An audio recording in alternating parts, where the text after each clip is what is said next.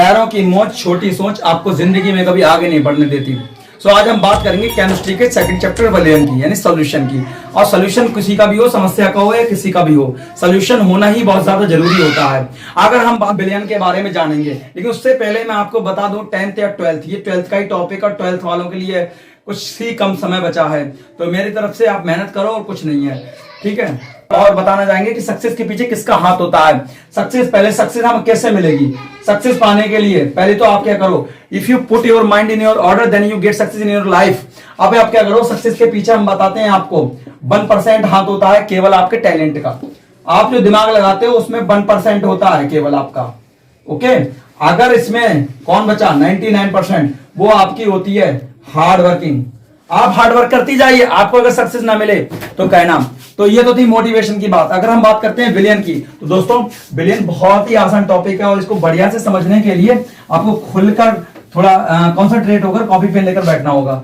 देखिए विलयन होता क्या है, किसी भी दो तत्वों को आपस में मिलाते हैं, लेकिन वो एक ही अनिश्चित अनुपात में मिले या ना मिले, लेकिन वो समांगी मिश्रण बनाएं। यानी कि एक जो तुम्हारा पदार्थ होगा वो किसी भी बड़े ज्यादा वाले पदार्थ में विलय हो जाए, घुलनशील हो जाए, तो वो बनके तैयार होता है विलयन। इसीलिए परिभाषा किताब के अकॉर्डिंग दी है, दो या दो से अधिक तत्वों को एक समांगी मिश्रण बनाने पर वो कहलाता है विलयन। अब विलयन बहुत टाइप के होते हैं, जैसे कोलाइडी विलयन, निलंबन, वास्तविक विलयन। 3 प्रकार के होते हैं, वास्तविक विलयन, निलंबन और कोलाइडी विलयन। तो इसकी तो बात बाद में करेंगे, अकॉर्डिंग चल रहे हैं हम उसके विलयन में कैसे बनता है। तो विलयन दो चीजों को मिलाकर बनता है, विलय और विलायक। अब आप कहोगे विलय और विलायक क्या है, तो आपके मन में डाउट होता होगा। चलिए कोई बात नहीं, इसको भी हम डाउट दूर कर देते हैं। विलय और विलायक क्या होता है। जो विलय है वो हमारे विलयन में उपस्थित थोड़ा सा पदार्थ होता है। फॉर एग्जाम्पल हमने चीनी और पानी को मिलाया, तो जो चीनी है, चीनी प्लस पानी को मिलाया, वो बन गया क्या, दोनों का घोल या शरबत कह सकते हैं हम। अब यहां पर क्या है, जो शरबत है वो चीनी और पानी का विलयन है, और जो पानी है, पानी की मात्रा ज्यादा रखी आपने, वो विलायक है, वो दिखेगा। और जिसकी मात्रा कम है ना, वो विलय है। विलय की मात्रा हमेशा कम होती है। तो यहां पर हम लोग विलय और विलायक को समझ गए होंगे। लेकिन विलय और विलायक में क्या क्या पढ़ते हैं, हमको इस चैप्टर में पढ़नी है बहुत सारी चीजें। मोलरता, नॉर्मलता और फॉर्मलता, मोल प्रवाह। इसके आगे आएंगे द्रव्यमान प्रतिशत, वो आगे जानेंगे। पहले विलयन की डेफिनेशन देते हैं। तो विलयन में हमने बता दिया, जब दो तत्व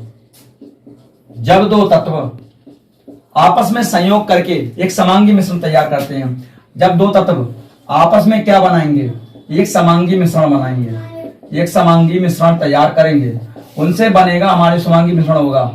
समांगी मिश्रण में दोनों पदार्थों को पृथक नहीं किया जा सकता है, जैसे अलग नहीं किया जा सकता है।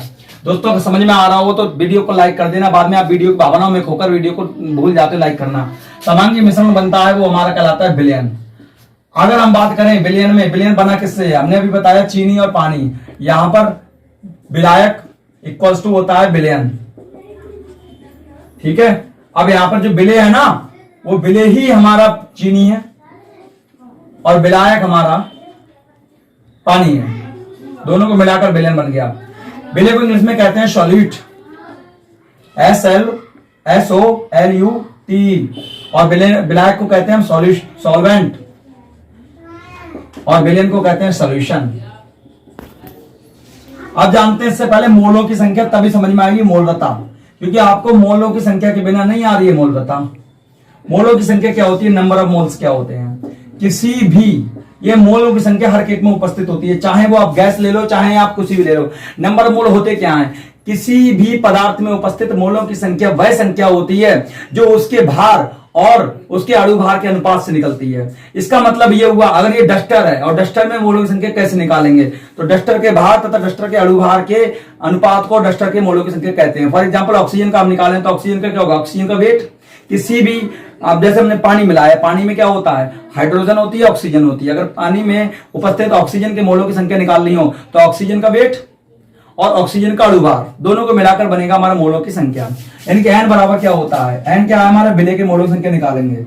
विलय के मोलों की संख्या, विलय के मोलों की संख्या, विलय के मोलों की संख्या, विलय के मोलों की संख्या निकालनी हो तो क्या करेंगे, विलय का वेट स्मॉल w, विलय का अणुभार m डैश, ठीक, ये हम करते हैं प्रदर्शित n से, यानी n बराबर क्या होता है w बटे m डैश। अणुभार निकालना तो आपको आ ही गया होगा, वैसे मैंने वीडियो नहीं बनाई, अगर अणुभार निकालना नहीं आता है तो कमेंट में कर दीजिए, हम भी आपको अणुभार निकालने के ट्रिक से आपको वीडियो बना देंगे। ठीक है, तो यहाँ पे हम लोग अणुभार निकालेंगे, जैसे हमने H2O का निकालना है तो कुछ अणुभार हैं, लिख लेना आप लोग, कोई दिक्कत नहीं है। यहां तक आप समझे, अगर समझ गए हो दोस्तों तो बता देना, अगर कोई मतलब जो आपको समझ में नहीं आ रहा, कोई डाउट हो तो जरूर कमेंट में पूछें। n बराबर हो गया w बटे m डैश। ऐसे ब्लैक का निकालते हैं, पानी का निकालना हो तो पानी का वेट बटे पानी का अणुभार। अब मोलरता क्या होती है, मोलरता के लिए हम अगली वीडियो देंगे, मोलरता नॉर्मल फॉर्मूला के लिए, यहां तक आप मोलों की संख्या जान चुके हो। ठीक है, तो मोलों की संख्या निकालेंगे हम, मोलरता क्या होती है हम ऐसे बता देते हैं, अगर आपको पता हो अच्छे से कमेंट